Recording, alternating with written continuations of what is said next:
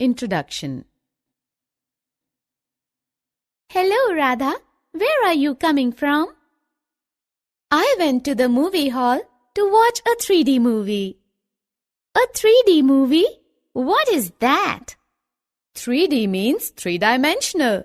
We wear special glasses to watch that movie.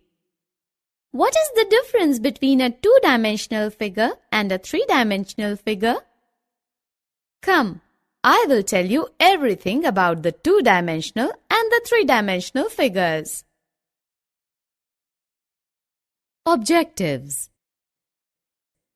At the end of this session, you will be able to define two-dimensional and three-dimensional shapes, show the different views of a three-dimensional object, understand polyhedron, understand the concept of Euler's formula.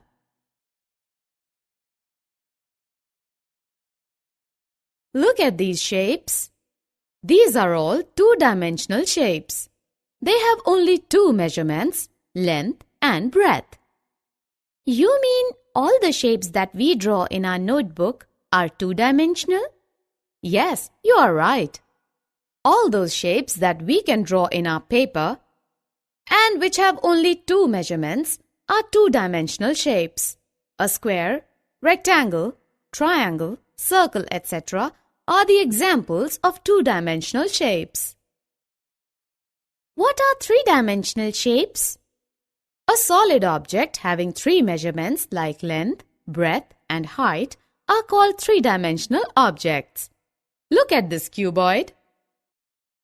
It has length, breadth and height. So this is a three-dimensional object. The cylinder, cone, etc. are the three-dimensional figures. Rita, let's play a game now. You know about the two-dimensional and the three-dimensional shapes. I will show you some shapes. You will tell me their name and their type. Okay, I'm ready. These are all the shapes. This is square and this is two-dimensional. This is a cone and is three-dimensional. This is a cylinder. This is also three-dimensional. This is a triangle and this is two-dimensional. Circle, two-dimensional. This is a cuboid and is three-dimensional. And this is it a sphere? Yes, this is a sphere and is three-dimensional. Wow, Rita, you are learning so fast. Tell me more about these shapes. Come. Rita, look at this tent. This is made up of two shapes. Can you tell the name of the shapes? Yes, I can see the shapes. One is cone and another is cylinder. Correct. Similarly, we have ice cream. We can see that the cone is a cone surmounted by a hemisphere. Rita, do you know that three-dimensional objects look different from different positions? How? Look at our house. It can have many views. This is the side view of the house. This is the front view and this is the top view. Similarly, this brick can have different views: top view, side view and front view. Look at this cube. This is the face of a cube. This is the edge of the cube and this is the vertex of the cube. An edge is a line segment where the faces meet, and the vertices are the points where the edges meet.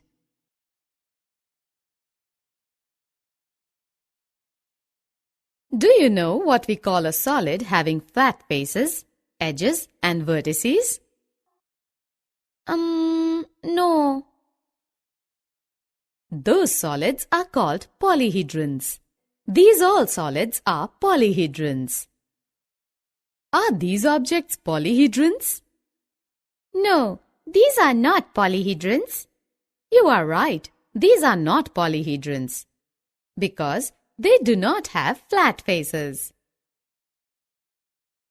If the same number of faces meet at each vertex, then the polygon is said to be a regular polyhedron. A cube is a regular polygon because here 3 faces meet at each vertex. Rita, we have 2 important members of polyhedron family around us. They are prisms and pyramids.